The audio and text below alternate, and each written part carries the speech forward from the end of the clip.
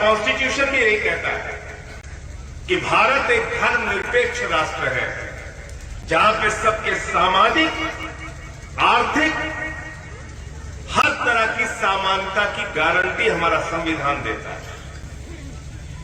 और इसको बिगाड़ने की जो लोग कोशिश कर रहे हैं, तो मैं ये कह रहा हूं कि वो हमारे धर्म को भी नहीं समझते और हमारे भारत के संविधान को भी नहीं मानते।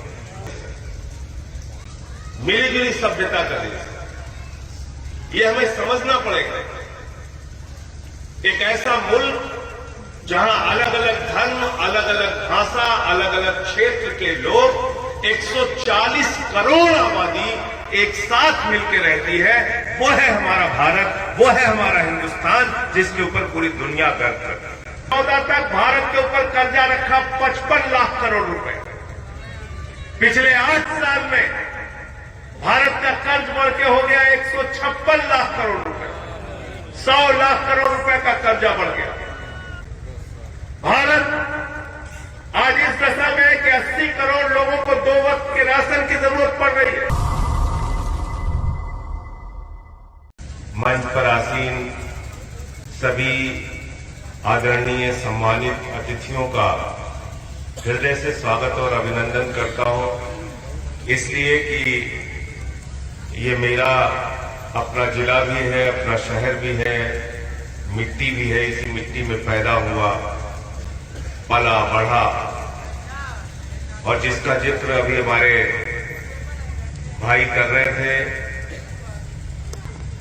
यहां पर हर वर्ग के लिए कोशिश की कि थोड़ा बहुत कुछ काम कर सके, और ज्यादा काम हॉस्पिटल में करने का मौका मिला। अभी हमारे युवा साथी बता रहे थे, मेहंदी साहब, कि ऊपर वाला ही आपसे अच्छे काम करवाता है। तो मैं ऐसा मानता हूं कि अगर मुझे सुल्तानपुर में या उसके बाद दूसरे जिलों में या आज फिर पूरे देश में गरीबों की सेवा और उनकी आवाज उठाने का मौका मिल रहा है, तो इसके पीछे ऊपर वाले का हाथ है, ऊपर वाले की कृपा। और मुझे धार्मिक बातों का बिल्कुल बहुत ज्यादा ज्ञान नहीं है, लेकिन मोटे मोटे तौर पे हजरत मौला अली का जो जिक्र यहां पर किया गया, हमारे दोस्त हैं शोहरत अली, और मेरे साथ यहीं का एक गदर साथ में रहता था, आपको याद होगा। तो गदर जो है और शोहरत अली, हम लोग लखनऊ से वापस आ रहे थे, बोलेरो हमारी गाड़ी थी, और अचानक उसको नींद आ गई तो गाड़ी बिल्कुल डिसबैलेंस हो गई। तो शोहरत बहुत तेजी से या अली या अली या अली 3 बार, और फिर किसी तरीके से वो गाड़ी बैलेंस हुई, आगे हम लोग चले। तो हमने उससे कहा कि जिंदगी बच गई सब लोगों की। तो उन्होंने कहा कि अली ने मदद किया, या अली मदद किया। हमने पुकारा, तो हमने पूछा, तो आगे जो शोहरत ने कहा कि जैसे आप मुसीबत में, संकट में राम का नाम लेते हैं, ऐसे ही हम लोगों के दिल से अली का नाम लेता है। देखिए, हिंदुस्तान एक मिलीजुली संस्कृति का देश है, मिलीजुली सभ्यता का देश है। ये हमें समझना पड़ेगा। एक ऐसा मुल्क जहां अलग अलग धर्म, अलग अलग भाषा, अलग अलग क्षेत्र के लोग 140 करोड़ आबादी एक साथ मिलकर रहती है, वो है हमारा भारत, वो है हमारा हिंदुस्तान, जिसके ऊपर पूरी दुनिया गर्व करती है। हमारी पहचान इसलिए नहीं है कि सिर्फ यहां हिंदू रहते हैं, हमारी पहचान इसलिए भी नहीं है कि सिर्फ यहां मुसलमान रहते हैं, सिर्फ यहां सिख रहते हैं या ईसाई रहते हैं, सिर्फ यहां जैन रहते हैं या बौद्ध रहते हैं।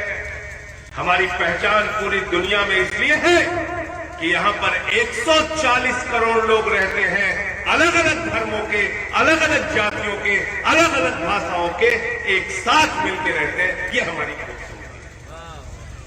और हमारा कॉन्स्टिट्यूशन भी यही कहता है कि भारत एक धर्मनिरपेक्ष राष्ट्र है, जहां पे सबके सामाजिक, आर्थिक, हर तरह की समानता की गारंटी हमारा संविधान देता है।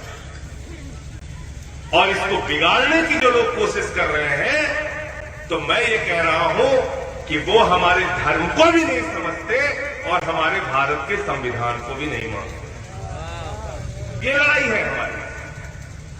और मैं तो इससे भी आगे मानता हूं, जब धर्म दुनिया में नहीं थे, जब इल्म दुनिया में नहीं था, जब तमाम धार्मिक किताबें दुनिया में नहीं थी, तब भी इंसान था। और उस इंसान के दिल के इसके शरीर के अंदर एक दिल था, और वो दिल, उस दिल के अंदर मोहब्बत थी, प्रेम था। और वो प्रेम और भाईचारा अगर आज हम जिंदा रखते हैं, तो सही मायने में वही मौला अली का संदेश है, वही पाक कुरान का संदेश है, वही रामायण का संदेश है, वही बाइबल का संदेश है, और वही गुरु ग्रंथ साहब का संदेश है। इस संदेश को हमें लेकर आगे बढ़ना, भाईचारे से ही हम लोग आगे बढ़ेंगे, इंसानियत की सेवा से ही आगे बढ़ेंगे। धार्मिक कट्टरता से दुनिया का कोई मुल्क आगे बढ़ नहीं सकता। ज्यादा बात करूंगा तो लोग कहते हैं कि भाई राजनीति करने लगे, लेकिन समझ में नहीं आता कि बात कैसे करें। अगर हम कहते हैं कि नफरत ना फैलाओ, तो एक सियासी दल के लोग नाराज हो जाते हैं। क्या बोले? कहें कि नफरत फैलाओ, कहें कि लोगों को बांटो।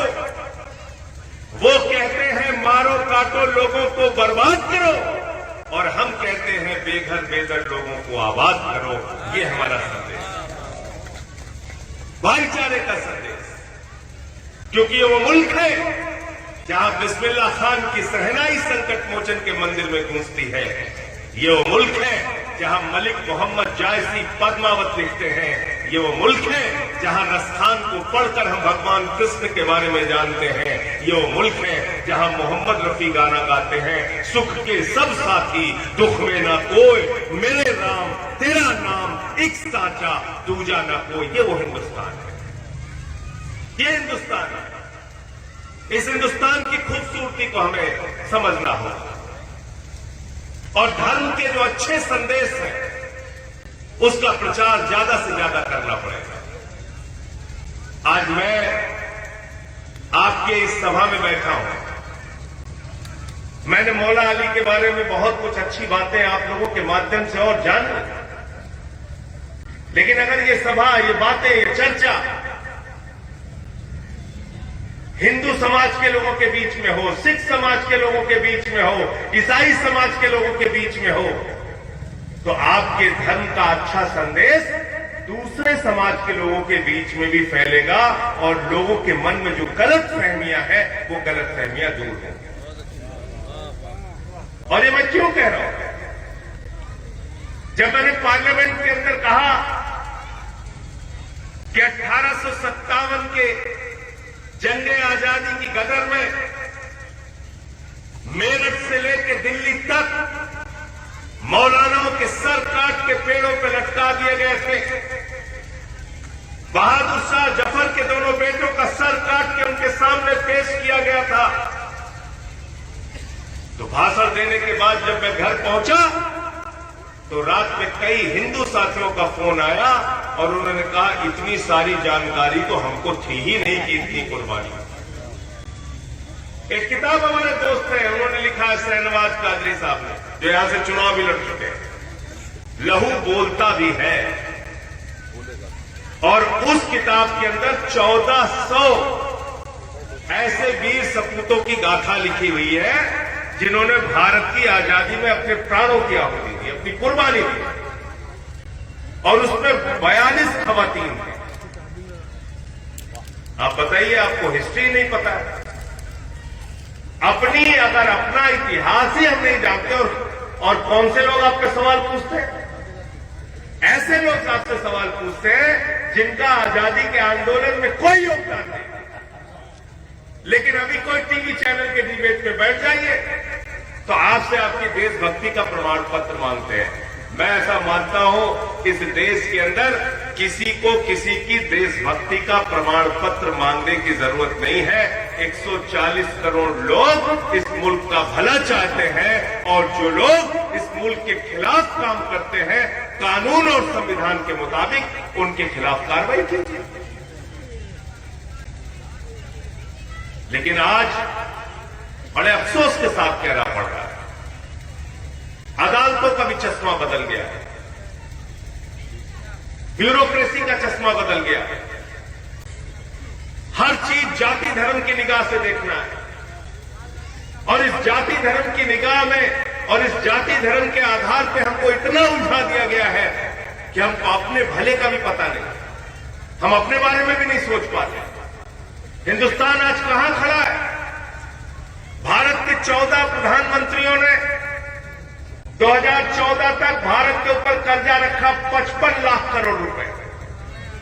पिछले 8 साल में भारत का कर्ज बढ़ के हो गया 156 लाख करोड़ रुपए, 100 लाख करोड़ रुपए का कर्जा बढ़ गया। भारत आज इस दशा में है कि 80 करोड़ लोगों को 2 वक्त के राशन की जरूरत पड़ रही है। सरकार अपनी पीठ थपथपाती है कि 80 करोड़ लोगों को हम अनाज दे रहे हैं, लेकिन इसमें खुश होने की बात नहीं है। 80 करोड़ लोगों को अनाज की जरूरत पड़ रही है, हमारी चिंता का विषय होना चाहिए। हम बेरोजगारी में कहां खड़े हैं, हम शिक्षा में कहां खड़े हैं? अभी भारत का बजट आया, उसमें शिक्षा का बजट कम कर दिया, स्वास्थ्य का बजट कम कर दिया, और किसका बजट आगे कर दिया? कह रहे 50 नए एयरपोर्ट बनाएंगे। हमने कहा बनाओगे तो दोगे किसको, ये बता दो, बना तो दोगे आप। तो इसलिए हम ये कहना चाहते हैं कि हमको अपने धर्म की अच्छी बातें और अच्छे संदेश पर भी ध्यान देना पड़ेगा, उसी का प्रचार लोगों के बीच में करना पड़ेगा, लोगों के मन को बदलना पड़ेगा, आपस में मिलजुल कर रहें। अगर इसका धार्मिक संदेश लोगों तक पहुंचेगा तो मैं समझता हूं उसका गहरा असर होगा। रामचरितमानस की चौपाई क्या कहती है? सब नर करें परस्पर प्रीति, सारे लोग आपस में प्रेम से रहें। और कुछ लोग हमें सिखाते हैं कि नहीं, झगड़ा करो, लड़ाई करो, एक दूसरे से नफरत करो, तो वो सही मायने में आपको धर्म का संदेश नहीं दे रहे हैं। हिंदू धर्म कहता है वसुदेव कुटुंबकम, पूरा विश्व हमारा परिवार है। जब पूरा विश्व हमारा परिवार है तो हिंदू भी हमारा परिवार, मुसलमान भी हमारा परिवार, सिख भी हमारा परिवार, ईसाई भी हमारा परिवार, इस मुल्क में इस दुनिया में रहने वाले सारे लोग हमारे परिवार के लोग। इस भावना से देश को आगे बढ़ाना पड़ेगा।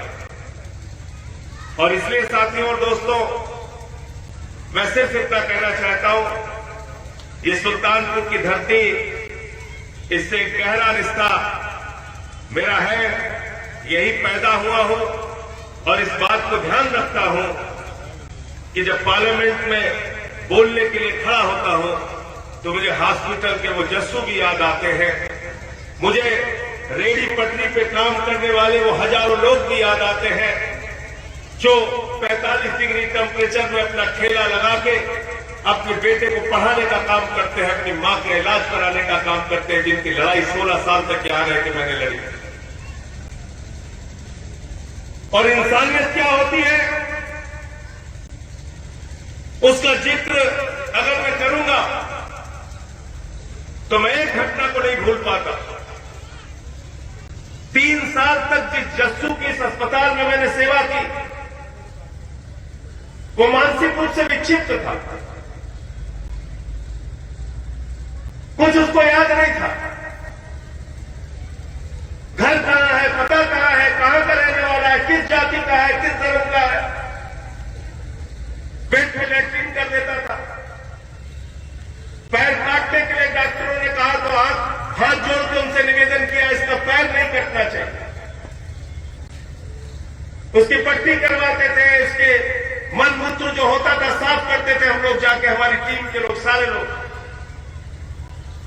और 3 साल तक उसकी सेवा करतार भैया ने, हम लोगों ने मिलकर, अशोक भाई यहां पे बैठे हुए, किया। 3 साल के बाद एक दिन मैंने सोचा कि कभी कभी अपने घर का नाम लेता है कि इधर बदलापुर की तरफ है, वहां चलते हैं। उसको बैठा के लेके गया, मोटरसाइकिल एक पेट्रोल पंप पे रुकी। पेट्रोल देने वाले ने कहा कि ये तो फला रामजस का लड़का है। मेरी खुशी का ठिकाना नहीं था। मैंने कहा ले चलो उसके गांव में मुझे। उसके गांव में पहुंचा तो पूरा गांव इकट्ठा हो गया, क्योंकि 3 साल से वो लड़का गायब था। लेकिन सोचिए उसकी भावना, सोचिए क्या संदेश देता है वो जस्सू। अपने मां से मिला, अपने बाप से मिला, अपने गांव वालों से मिला। सारे गांव वालों की खुशी का ठिकाना नहीं था, मां बाप की खुशी का ठिकाना नहीं था। लेकिन जब मोटरसाइकिल स्टार्ट करके मैं चलने लगा तो मेरी गाड़ी पीछे से पकड़ के रोने लगा, चीखने लगा। उस बात को मैं आज तक नहीं भूल पाता कि जिसको हम पागल कहते हैं उसके सीने में भी मानवता होती है, दिल होता है, इंसानियत होता है, प्रेम होता है। वो भी आपकी सेवा को पहचानता है, वो भी आपसे दूर नहीं रहना चाहता। यही संदेश अगर हम सबको दे सके, सब तक पहुंचा सके कि नफरत से न ये मुल्क आगे बढ़ेगा, न हम आगे बढ़ेंगे, न हमारा शहर आगे बढ़ेगा, न हमारा मोहल्ला आगे बढ़ेगा, न हमारा परिवार आगे बढ़ेगा। नफरत दुनिया की सबसे बड़ी बीमारी है, जिसको खत्म करके मोहब्बत की बुनियाद पे इस दुनिया को बनाना है। और यही हमारे मौला अली का भी संदेश है, और यही हमारे हिंदू धर्म का और सिख और ईसाई धर्म का संदेश है। बहुत बहुत शुक्रिया।